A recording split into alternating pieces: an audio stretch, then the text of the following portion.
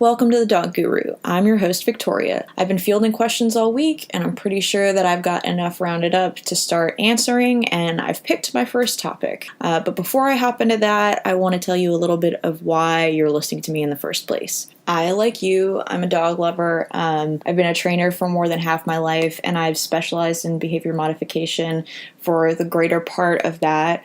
I've worked with everybody from rescue organizations to clients to even with other trainers, actually, to give them a little feedback, guidance, how to grow their businesses and things of that nature, not to mention consulting on behavior problems. But then my life changed. I had my first child, and as anybody with children will tell you, your life completely goes upside down and you try and find your grounding.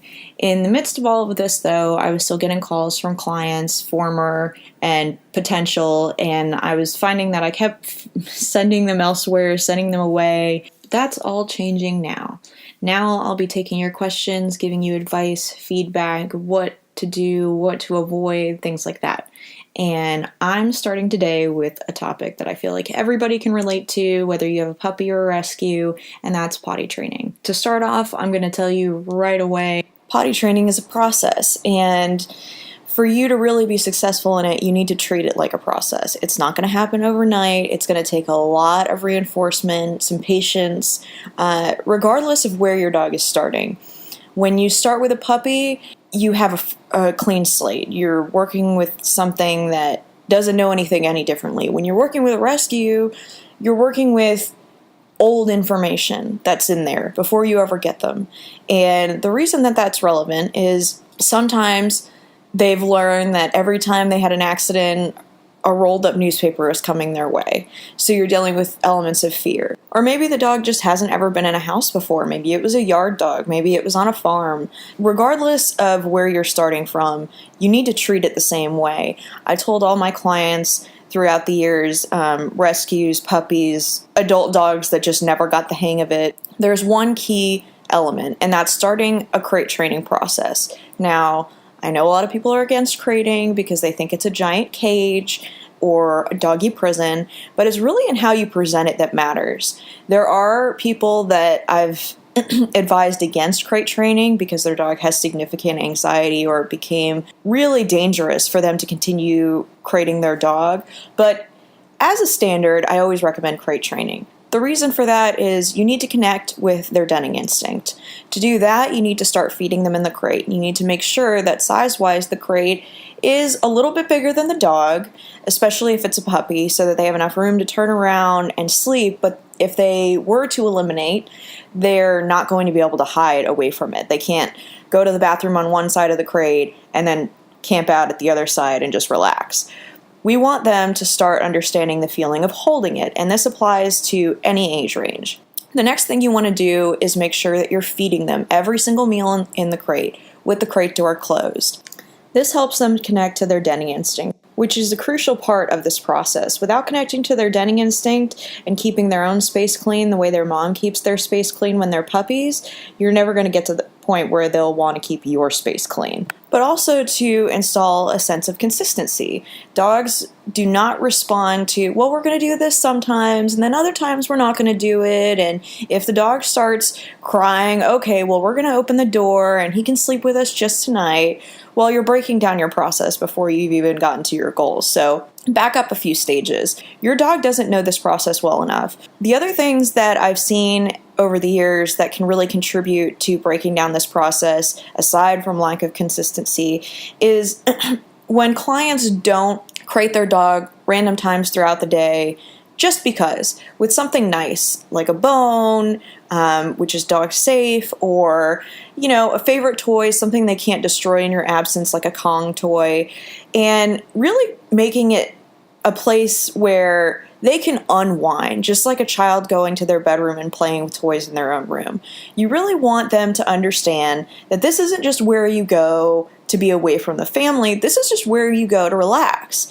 And that starts heading off a lot of anxiety-based behaviors like chewing, trying to get out of the crate, obsessive whining, things like that. And on the whining topic specifically, if your dog is scratching or whining at the crate, especially when you first start doing this, that's normal. It's to be expected. But don't go in there and go, shh, or knock it off or address it at all. That's a huge, huge problem because dogs don't care. It doesn't matter the age range. Dogs don't care if you are coming in to tell them what a good job they're doing or you're coming in to tell them to shut up. And the reason for that is, to them, any attention, negative or positive, is better than no attention. Taking a page out of a mother dog's book, when they start doing something unsavory to mom, she sits up, she turns her head away, and she acts like they aren't there. And then when they stop the behavior she doesn't want, she then re-engages with them. So my advice, if your dog is scratching, pawing, whining, shifting, wait until you hear about 5 seconds of quiet, and then go in to the room if you're not already in it, and reward them, tell them what a good job, and then open the crate and let them out. Never let them out of the crate when they're fussing. The next thing to take into account is setting up a schedule, something your dog can depend on and you can stick to. Doesn't mean you have to have an exact hour to let them out, but a general idea of morning, noon, evening, with your schedule worked into it is really important. If you don't know when you're taking your dog out, they're not going to know that they have to hold it because they don't know when to expect to be let out. So you need to build a pattern. The same type of pattern you're expecting from your dog, at first you need to create. Once you have your pattern down and the dog is starting to successfully eliminate outside, that's when you can start expanding the crate. And the way that process basically works is you give them a limited access area where you're asking them and hoping that they're going to hold it. It's always great if you can monitor this in your home to do it, because if they start, sniffing in a circle or acting like they're about to go to the bathroom, then you can go, take them straight outside, let them finish up outside, and now they're really starting to understand, okay, so it's not just in my crate that I'm holding it, it's everywhere. And I always tell clients to do this in stages. You don't want to rush it. You don't want to expand the crate from, the size of his crate to now you've got 3 rooms for him to work with. Start in a smaller space. You can even get like a doggy pen depending on the size of your dog. And then when you're having success with him consistently relieving himself outside, then you can add another room. This doesn't mean that you restrict your dog to its crate 24/7. I don't ever recommend that. It's not good for them socially. It's not good for them emotionally. They need to be with their people or their dog mates. But what you do want to do is anytime the dog is going to have access to any other part of the house, make sure you can keep your eyes on them. If you have to take a phone call, we're all human, you can do that.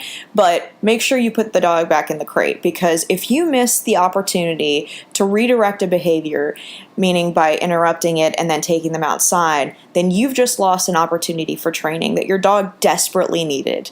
They need that feedback. And until they're consistently going outside, you need to interrupt those moments. That's the only way you're really going to send home, okay, it doesn't belong in here, it belongs out there. So how often should you expand the crate? I say every 30 days. If you have 30 days of consistency on a specific space, then it's probably safe to go expand to another room, a larger space, what have you. But don't get rid of the crate. You need that consistency. That's his safe space. That's his place to remind himself, okay, it doesn't go here, but I can go relax if he's overwhelmed. And always having that go-to will make your message that much more powerful. The other thing I like about the crate is it heads off destructive behaviors that drive people nuts and often lead to the dog getting rehomed. Oh, he destroyed my sofa. Well, he had too much freedom in your absence. So until you can start trusting your dog, don't give them that freedom, because they're going to use it, and 9 times out of 10 they're going to become destructive because they're bored. A way to head this off, though, is start creating things for them to do in their crate when you're not monitoring them, and then using those same techniques outside of the crate in safe spaces. But you don't want your dog having access to things like wires, plastic, the leather couch. So start building on the crate and building your consistency there first, and then you can worry about freedom in your absence, which some dogs really love their crate. You might find that your dog is just one of those that prefers to go rest in their crate when you're gone. But there are others, like now my dogs are at an age where I know that they can be trusted. We've built our consistency. I don't have to worry about coming home to things destroyed. So they get full run of the place. The last thing I want to leave you with, and this doesn't clear up every single question you're going to have about potty training, so if you have specific questions, please let me know. I'd like to answer those. But the other thing I want to say is do not rush this process. I said that earlier, but I'm reiterating for a reason.